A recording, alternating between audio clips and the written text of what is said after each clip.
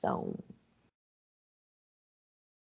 isso. Então, tá gravando a partir de agora, tá? E eu vou deixar na íntegra. Não vou fazer edição nenhuma, eu vou gravar na íntegra. Tudinho. Para vocês.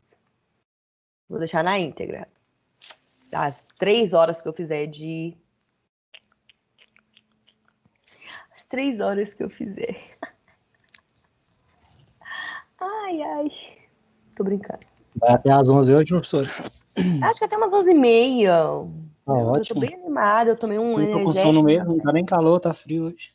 Hoje tá frio e ainda tem... que eu tomei um energético, um café. Então, tá tranquilo. Nós estávamos no relógio, professora. Quando dormia. Calma aí, professora. Quando você Quando eu dormi, dormia, gente. meus alunos sabem que quando eu tomo essas coisas... Então, vamos lá. Revisão. Essa telinha também vai ficar lá no... Tá? Também vai ficar lá. Deixa eu aumentar um pouco aqui. Senão fica muito baixa. Então, vamos lá. Uma das primeiras coisas que estudamos, a gente lá nas nossas primeiras aulas, nós começamos a falar sobre o dinheiro, que é um dos principais... Peraí, deixa eu desenhar o dinheiro. O dinheiro é o principal motivador da gente estar falando de mercado financeiro, da gente estar falando de mercado de capitais. É ele que faz toda a diferença. Quando a gente guarda o dinheiro, a gente quer viver de renda, a gente quer viver bem. Nós vivemos num mundo capitalista, onde necessitamos de dinheiro. Então, uma das principais... tanto que na primeira aula a gente falou da importância do trabalho. Que não tem como a gente viver sem trabalho, porque é o trabalho que traz esse dinheiro aqui para a gente. É o trabalho que eu dou o meu trabalho para a empresa devolve em dinheiro, em salário. Então, por isso que não tem como a gente viver, vamos viver sem trabalhar. Que lindo, que maravilhoso. E o dinheiro vai vir da onde? Não vem do céu, né? Mas eu vou produzir o que como. Sim, mas você vai precisar comprar uma semente alguma hora. Então, nós vivemos num mundo capitalista, onde há essa necessidade de ter essa troca entre as empresas. A troca. A empresa, ela dá o trabalho, ou eu dou, né? Dá o salário em troca de mão de obra. O nome disso aqui é círculo ou fluxo circular da renda. Toda vez que vocês escutarem sobre fluxo circular da renda, é isso aqui, é esse fluxo, tá? Tá até desenhado no nosso slide. É o fluxo circular da renda. É como eu crio renda. A empresa me dá o salário e eu, em troca, tenho mão de obra, certo? Então, vamos pensar o seguinte agora. Todo mundo está escutando uma boa, né? Vocês podem me interromper, tá? Podem me gritar aqui. Eu estou com 2 telas. Vamos imaginar o seguinte. Eu tenho apenas uma empresa, eu tenho uma família, esse indivíduo, certo? Vamos supor que todo mundo trabalha na empresa. Eu tenho muitas pessoas. Vou exemplificar bem simples aqui para vocês. Aqui são vocês. Para vocês entenderem. E só tem apenas uma empresa. Vivemos num mundo onde só tem uma empresa. Voltou? Voltou, voltou? Voltou? Voltou? Tô falando, gente. A internet tá... Voltou. Aqui não trava, não. Internet tá em todo lugar, não é só comigo, não, é com todos vocês também. Então, aqui, a empresa, temos apenas uma empresa no mercado, ok? Então, isso aqui é uma empresa, uma fábrica, sei lá. Deixem assim. Se vocês imaginarem que seja uma empresa, tá? E essa empresa, além de ela devolver salários para a gente, ela entrega o salário em troca da nossa mão de obra, né? Então, é esse círculo que eu estou falando para vocês. Acontece outra coisa também. Eu vou lá e compro da mesma empresa que eu trabalho. Então, eu compro o produto da mesma empresa. Então, aqui são os produtos, vamos fingir que isso é arroz. E eu preciso comer arroz. E eu compro este produto aqui da empresa. Eu compro. Eu compro da empresa. Ok? Vamos imaginar nesse momento aqui que só tem, vou deixar aqui, uma empresa, só existe neste cenário que a gente está falando, só existe uma empresa, produto, a gente só come arroz. Um produto no mercado. Certo? Então, o meu salário vai todo para eu comprar arroz. Se eu guardo o meu dinheirinho e estou de dieta, o que acontece? Fico com menos dinheiro aqui no meio da economia. Agora, vamos imaginar o seguinte. A empresa decide aumentar o salário dos trabalhadores. Ela decide aumentar o salário. Vamos aumentar o salário do povo. Esse povo está ganhando pouco. Aumenta o salário. Lembrando que eu tenho apenas um produto. Se eu aumento o salário e não aumento o preço do produto, vocês concordam que as pessoas vão ficar com mais dinheiro no bolso? Eita barulho. Peraí.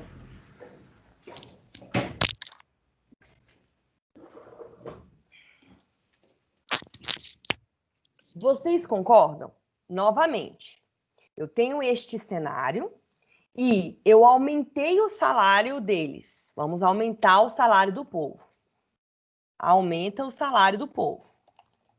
Só que ele só compra arroz. Eu só compro arroz. Então, aumentei o salário do povo, o que vai acontecer? Esse povo aqui vai estar com mais dinheiro no bolso, sendo que eu não aumentei o preço.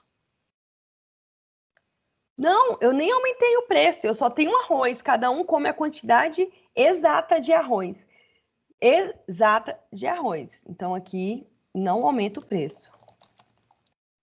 Pode acontecer, Cíntia, realmente, de faltar produto, porque o que vai acontecer? As pessoas vão tender a comer mais arroz, né? Elas vão tender a comer mais arroz. Então, pode faltar produto? Pode faltar produto. Então, circunstâncias. Pode faltar produto. O que vai acontecer? As pessoas vão poupar, vai ter Isso mesmo que sem necessidade. As pessoas, elas vão acabar guardando dinheiro, porque ela não vai gastar tudo aquilo com arroz. Então, as pessoas vão tender a poupar, que é guardar o dinheiro. Eu não vou aumentar a minha quantidade de arroz que eu consumo. Já consumo 2 no longo prazo, da que eu vou aumentar?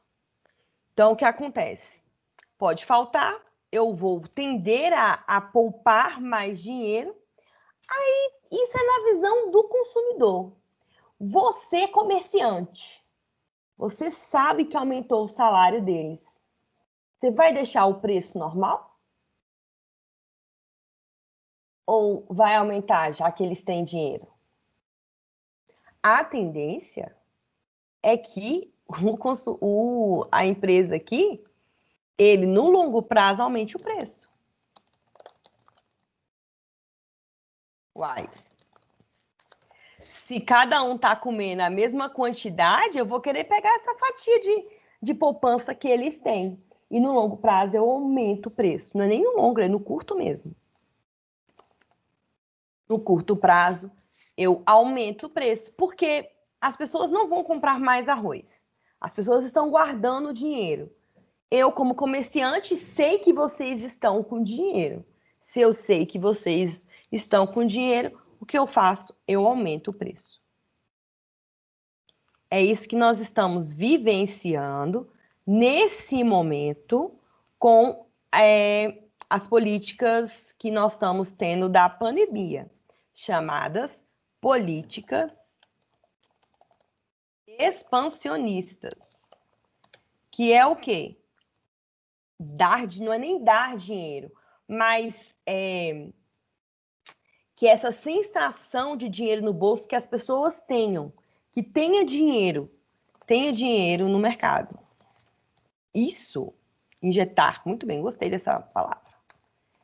Injetar dinheiro no mercado. Eu posso injetar dinheiro como? Eu posso injetar dinheiro dando dinheiro, igual está acontecendo. Eu posso injetar dinheiro comprando títulos. As pessoas têm títulos do governo em casa, guardados, e aí eu compro ele de volta, o governo compra de volta os títulos do governo. Então eu posso com impostos e assim outros. Mas essa aqui é a maioria. Porque aí o que acontece? Eu dou dinheiro para o povo vai ficar com dinheiro. Então o nome dessa política é política expansionista. Por isso que tem lucro aqui. Muitas empresas continuam com lucro, porque ela aumenta o preço. Olha o preço do arroz, meu povo. Que isso? Que é aquilo no preço do arroz? Comprar o arroz? Melhor comprar macarrão. Vou comer macarrão. Vou comer macarrão que tá mais barato. E aí, essa é outra história, outra política econômica. Já que aqui no curto prazo vai aumentar o preço, eu, como um bom formador de política econômica, eu preciso diminuir esse preço aqui, porque isso aqui está dando inflação nisso aqui. A inflação nada mais é quando o preço está alto, a população está com esse sentimento de dinheiro no bolso e não estão comprando. Elas não vão comprar, eu não vou comprar um arroz. Se eu comprava dois pacotes de arroz de 5 quilos para minha casa, eu vou comprar só um e vou falar, galera, a gente tem que comer menos. Vou comprar pão, vou comprar outra coisa. Então, o que acontece é que eu tenho que fazer uma política, então, restritiva.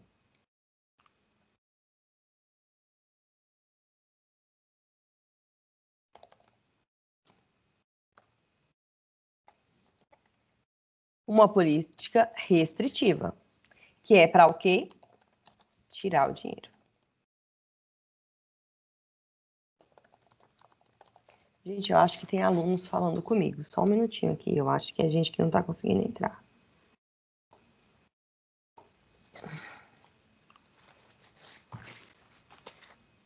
Política restritiva, tirar o dinheiro da economia. Como? Aí eu vendo títulos do governo. Aí as pessoas vão comprar. Eu vendo títulos.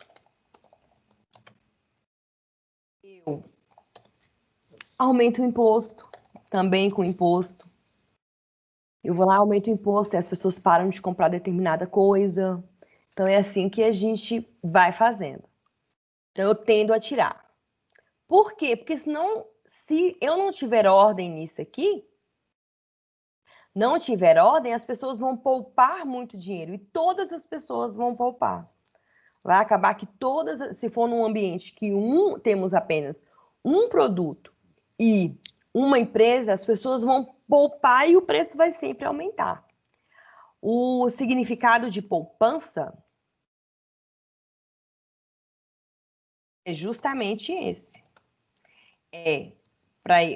Poupança é uma forma de guardar. Quando a gente lembra de poupança, a gente só lembra da Caixa Econômica, né? Mas não, é a forma de guardar, de se precaver. Você pode poupar, você pode diminuir. Se eu posso, o termo poupança quer dizer diminuir, nem diminuir.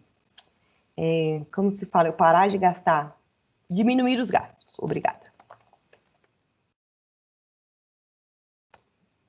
Diminuir os gastos.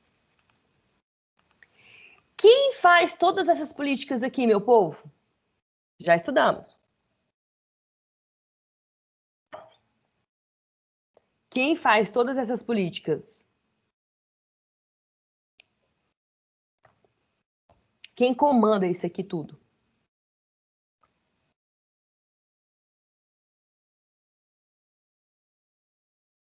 Quem? Ninguém sabe quem comanda?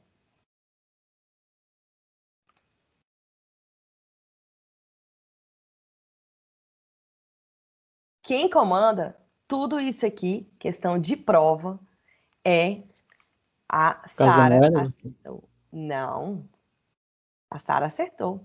Conselho, isso, o Conselho Monetário Nacional. E nós estudamos que todas as políticas em relação a dinheiro é ele que comanda. Todas as políticas em relação a dinheiro é ele que comanda. Não esqueçam. É o conselho que faz tudo, todas essas políticas, se vai aumentar essa quantidade, se vai diminuir. E todas as políticas de melhorar o governo, diminuir ou melhorar em relação à inflação, diminuir. E alguém lembra quem são os caras que estão aqui no conselho?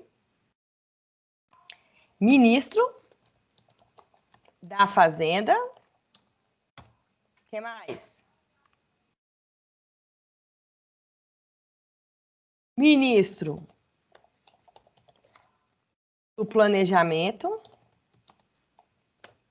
e presidente do Bacen. Esse cara aqui, ele é o presidente de todos. Opa, tá aqui. O presidente de todos. Isso aqui é o ministro da Fazenda e não é o ministro do Planejamento. Eu sempre confundo. É o ministro, deixa eu ver. É o ministro do Planejamento, Orçamento e Gestão. É que a gente fala já planejamento, né? Orçamento e Gestão. Esses são os caras que fazem tudo isso aqui acontecer. Eles pensam. Então, quem manda em tudo são eles. Não esqueçam, Conselho Monetário Nacional. É eles que pensam, que mandam. As reuniões é uma vez por mês, eles estabelecem todas essas políticas aqui, ok? Aí, quem faz essas políticas acontecer é o Sistema Financeiro Nacional. E aí, a gente vem aqui, vou puxar aqui. Quem faz a política acontecer é o Sistema Financeiro Nacional. Sistema Financeiro Nacional.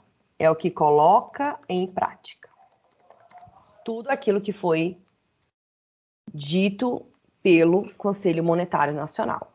Tudo bem até aí? Tá? Então, isso aqui é muito importante, esse fluxo circular da renda, ele despenca em todas as provas o que é o fluxo, como o fluxo acontece, por que das políticas expansionistas e restritivas, qual a forma de quem faz todas essas políticas, quem coloca em prática as políticas, tá? Então, eu tenho que saber essa parte aqui, tá? Lembrando que a moeda e poupança diminuir. Lembrando que a moeda, nossa moeda é o real, é o nosso principal meio de troca.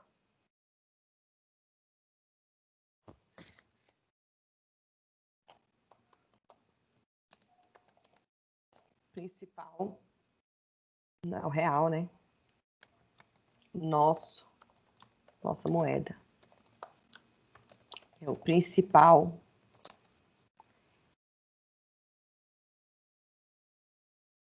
Antigamente as pessoas trocavam as bananas por laranjas, laranjas por bananas. Hoje não, a gente utiliza o dinheiro, a nossa moeda, que é o real. Ok até aí? Tudo tranquilo, né? Então, ó, aqui, daquele exercício que nós fizemos, eu acabo de responder a questão 1.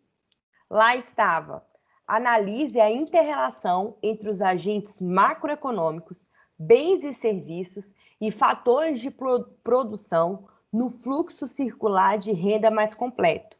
Então, é toda essa análise dessa relação, tá? Entre toda essa análise, eu estou fazendo assim, né? Mas eu tenho que fazer assim. Toda a análise dessa relação que existe entre as pessoas e as empresas. E todas essas políticas que acabamos de falar, tá? Então, a moeda, também já falamos, tá? Outra questão 3. O dinheiro de um país nem sempre pode ser considerado uma moeda. Explique os requisitos para uma mercadoria assumir o papel de moeda. Ilustre sua explicação. Principalmente anteriormente, a riqueza do país, hoje é pela moeda, mas antigamente a riqueza do país era por ouro. Hoje nós temos riquezas naturais, que ainda é de grandes brigas, podem ver as brigas que nós temos pelo petróleo, que é moeda? É, porque é um meio de troca, e que ainda temos muitas brigas em relação aos países que têm esses bens naturais, que tem estados nossos, né, estados brasileiros, que ainda têm riquezas. Eu ainda falo ainda tem, porque do jeito que está a natureza, pode ser que um dia tudo isso se acabe, né? Tudo tem um começo, meio e fim. Então, ainda tem riquezas naturais? Temos. A água é uma riqueza natural. Tanto que os estudiosos de meio ambiente e sustentabilidade dizem que os países ricos serão aqueles que terão água potável. Então, hoje, o que mais utilizamos é o dinheiro, mas a moeda e a riqueza de um país, ela vai do momento que está sendo vivenciado. Então, antigamente era ouro, era metais, hoje é dinheiro, tá? O que aconteceria com uma economia se não existisse a moeda? Viveríamos num comunismo, meu povo. A gente ia ter meios de troca, sim. Eu iria trocar, porque eu não tenho o poder total de fazer tudo. Mas, como eu falei para vocês, viveríamos cada um produzindo aquilo que necessitava e eu iria trocar as coisas. Mas cada um teria o seu preço, o preço continuaria existindo, tá? A outra, analisando a origem e a evolução da moeda, qual seria a sua tendência para os próximos anos? Eu acredito, então essa é uma pergunta que vocês fizeram em conjunto, mas a evolução da moeda, a nossa evolução, ela vai acabar a moeda papel, vai ser tudo moeda digital. Essa é a minha visão, vai ser toda moeda digital. Vai com calma. Vamos lá. Perdão. Vou voltar para 3. Querem que eu volte para 3? Pode, amor, pode passar. Querem que eu volte para 3? Peraí, povo, um minuto. Volta, professora, por favor. Quieto! Pra casinha! Pra casinha! Então, vou lá. Vou com calma, perdão. É porque eu vou, né, gente? Eu vou. Então, vamos lá. O dinheiro de um país nem sempre pode ser considerado uma moeda. Explique os requisitos para uma mercadoria assumir o papel de moeda e ilustre sua explicação com um exemplo. Então, o que eu falo? Hoje, nós utilizamos o dinheiro, a moeda, o real, a riqueza do país em dinheiro. Então, a quantidade de dólar, a quantidade de euro, a quantidade de reais e como eles podem trocar. E a quantidade de dívidas. Então, hoje nós fazemos o balanço, temos vários agentes macroeconômicos que fazem essa visualização. Entretanto, antigamente, um país era rico com a quantidade daquela moeda no momento. Por exemplo, em muito tempo, o ouro, os metais, eles foram a principal troca de moeda. Então, quem tinha ouro, moedas de ouro, foi a principal troca, a principal moeda, né? E o que acontece? Era o dinheiro de cada país. Então, se o país tinha muito ouro, muita prata, muito bronze, que eles conseguiam tirar dali, extrair do próprio país, era um país rico. Hoje, por exemplo, nós falamos que um país é rico e não é rico pelos agentes que nós olhamos, de o balanço, exportações líquidas, e assim vocês estudam em economia, não precisa vocês estudarem isso agora. Mas eu vejo a riqueza de um país pela quantidade de dinheiro que ele tem disponível, tanto de real quanto euro, e quanto ele pode fazer essa troca. Entretanto, isso pode mudar, porque vai da riqueza que o mundo está necessitando. Então, por exemplo, existem países hoje que a maior briga é o petróleo. Então, a briga que está em relação ao petróleo. E os países continuam pobres. Quanto mais o petróleo for escasso, mais aquilo vai valer. Assim também pode ser a água, assim também pode ser outros tipos agora de uma riqueza natural que podem estou péssima de palavras hoje. Vir a ser problemas de guerras. Por quê? Porque o país vai ficar rico de acordo com o que estamos sendo vivenciados no momento. Por exemplo, o número 4. O que aconteceria se não existisse a moeda? Não existisse a moeda, viveríamos no comunismo, como alguns países vivem. Existe uma moeda, mas se não existir a moeda, a gente não iria trocar. A moeda que eu falo, não o dinheiro, mas o objeto de troca. Ouro, água, ou petróleo. Se não existir algo que troque, que faça essa troca, que é o principal, eu tenho uma moeda para quê? Para eu fazer essa troca. Antigamente foi ouro, agora nós estamos com o papel e o dinheiro. Se não existir nada disso que faça a troca, cada um vai ter a sua própria produção, não vou precisar de uma empresa para poder me dar dinheiro, cada um vai viver com a sua própria produção e nós vamos trocar. Voltamos ao nosso comunismo. Lembrando que vivemos o capitalismo onde tem moeda, tem esse fluxo circular da renda que eu acabei de falar. Analisando a evolução, que é a questão 5, a evolução da moeda, qual será a tendência para os próximos anos? A tendência vai ser que o capitalismo ele vai continuar, acredito que não tão ferrenho como ele está, mas é uma questão muito pessoal. Mas a principal tendência da moeda é que outra moeda vire a moeda de troca, que pode ser os bens naturais. O país que tiver água, o país que tiver ar puro, e assim vai como nós estamos vivendo. Principalmente na pandemia, que agora pode ser o país que ache a cura de todas as doenças. Vai ser um país super rico, porque ele vai vender vacinas. Então, depende muito do que naquele momento está sendo escasso dentro da economia. Acho que eu falei bem devagar. Acho que eu falei. Vamos lá agora. Então, aqui, falando da moeda, né? Ele é o nosso principal meio de troca. O real é a nossa moeda, certo? E ele nasce desse fluxo circular da renda, onde eu trabalho e entrego de volta, ou eu entrego o trabalho e recebo dinheiro. Agora, as empresas aqui, vou colocar até aqui do lado.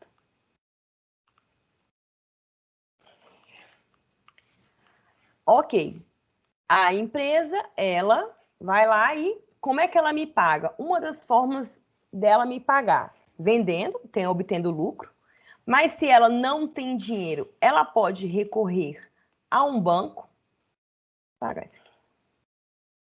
Ela não tem dinheiro, ela pode recorrer para pegar empréstimos aos bancos comerciais,